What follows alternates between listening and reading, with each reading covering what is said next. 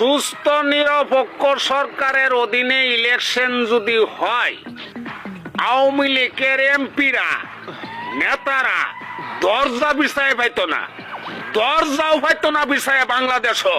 17 বছর ধরে রাজনীতি করি, লক্ষ লক্ষ টাকার মালিকও ছিলাম, ফেসবুকে ইনকাম ছিল। বিএনপির দল করতে যায় 2টা আইডিয়া আমার হ্যাক হয়েছে, আজ রাস্তার ভিখারি। এই বিএনপির জন্য কি করেছি আমার সারা অল বাংলাদেশের মানুষ সাক্ষী আছে, প্রমাণও আছে।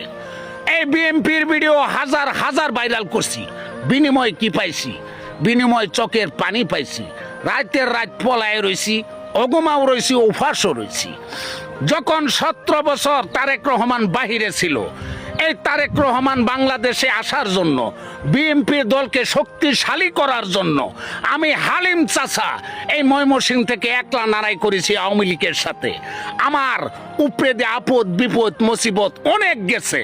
আওয়ামী লীগের নেতা কর্মীরা অনেক ঠেট দর বয় হুমকি দমক দেওয়ার পরে উপর জেলা পর্যন্ত আমি হালিমকে ডাকা হয়েছে। তারপর এই আওয়ামী লীগের পুলিশরা আমার কাছ থেকে লক্ষ লক্ষ টাকা আত্মসাৎ করছে, দরবয় হুমকি দেখায়া খাইছে। এই বিএনপির জন্য এই 17 বছর যখন দেশনেত্রী বেগম খালেদা জিয়া অসুস্থ ছিল, চিকিৎসাও করতে পারে নাই, আমাদের চোখের পানি ধরে রাখতে পারি নাই, আমরা প্রতিবাদ করেছি, রাজপথে আন্দোলন করেছি। গরিব কৃষক শ্রমিক জনগণ পাবলিক অসহায় দরিদ্র মানুষের কারণে এই তারেক রহমান বাংলাদেশে আসতে পারছে, আর নাহলে বাংলাদেশে আসতে পারতো না, আজকে প্রধানমন্ত্রীও হইতে পারতো না। এর বিনিময় আমরা গরিব কৃষক শ্রমিক জনগণ পাবলিক কি পাইলাম, কি পেয়েছি? বলেছে ফ্যামিলি কার্ড দিবে, ফ্যামিলি কার্ডের ভিডিও আমি ভাইরাল করেছি, তারেক রহমানের শত শত ভিডিও ভাইরাল করেছি। যখন বিএনপির দুঃসময়, বিএনপির পাশে কেউ ছিল না, আওয়ামী লীগের নাম নিতে পারে না, জেল হাজতের ভাত খাওয়ান লাগে, তখন থেকে আমি হালিম চাচা নারাই করেছি। 2020 8 এপ্রিল মহামারী করোনা থেকে আমি যুদ্ধ করেছি উবাইদুল কাদিরের সাথে। উবাইদুল কাদিরের হেডকোয়ার্টার থেকে পর্যন্ত পুলিশ পাঠাইছে আমাকে হয়রানি করার জন্য।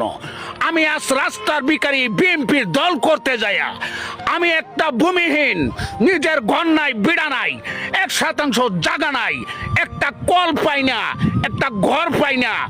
সকল সময় আওয়ামী লীগের আমলে যেসব চুরচুরটা সিটার বাটপার কর্মকর্তা ছিল, এখন পর্যন্ত ওইসব সিটার বাটপার কর্মকর্তারা এখন পর্যন্ত বুক করে খাচ্ছে।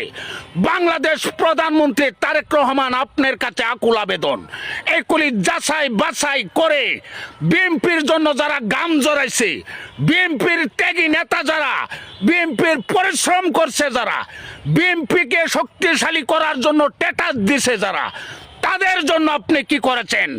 আপনার কাছে আমার আকুল আবেদন।